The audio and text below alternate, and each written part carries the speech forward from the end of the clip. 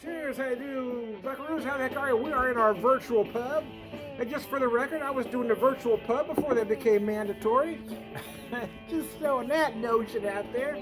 I know the bastards won't give me credit, but you know who you are. Anyway, cheers, man. So I've got a growler of Show-Me Brewing Test Elephant, a 7% red IPA, although it does have more of an amber hue. They didn't tell me on the next batch that they've added some black grain to really, to deepen the color, I guess. But the flavors are there on this beer. It gives you what you want from a red IPA. For 7%, the body feels a little light, but it doesn't feel watery. So it's not a flaw, I'm just sort of pointing that out. Both the flavors and the nose, you're going to get, well, what you expect from a beer like this. You're going to get a lot of combined citrus. You're going to get some botanical notes. Put a finer point on both. Yeah, some grapefruit, some orange. You might even feel some tropical fruit notes in there.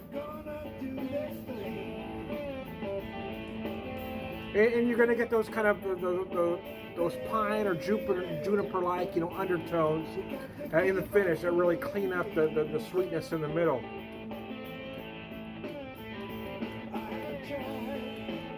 Almost feel like I get the slightest hint of anise, a little bit of molasses-like note. Kind of well, let me put a finer point on that, like a light brown sugar kind of note. As it cleans up in the finish, it's absolutely gorgeous. But I gotta tell you, I've always been a fan of the hoppy red, or the red IPA, as some call it. I like to say hoppy red because it can be red and pale.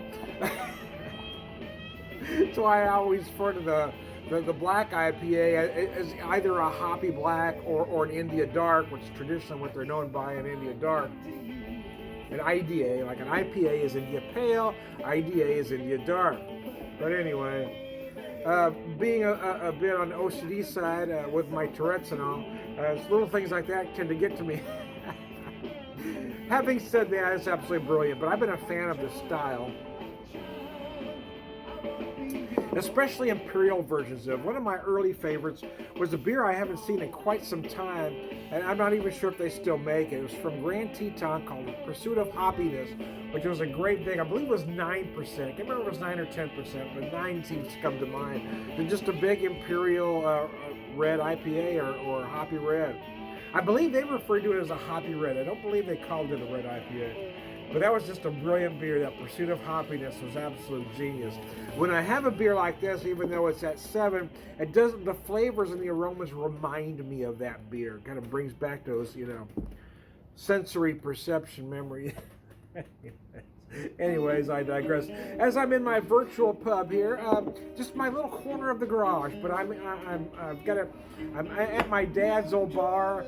I've got various, bar paraphernalia around, so yeah, even though it is my garage, it's just a little corner of my garage, not even a whole damn garage.